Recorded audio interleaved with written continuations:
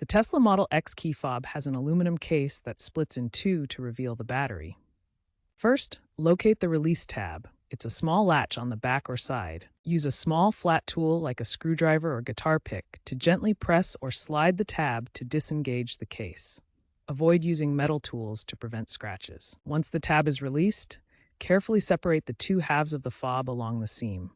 The upper half contains the circuit board, while the lower half houses the battery compartment. With the fob open, remove the old CR2032 battery. Note the correct polarity. The positive plus side should be facing up.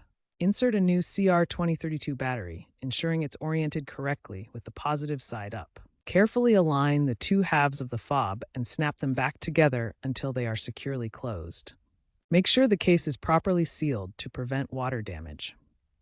Test the fob to ensure it's functioning correctly. Consider eco-friendly rechargeable CR2032 batteries as an alternative for future replacements, though Tesla recommends non-rechargeable for optimal reliability.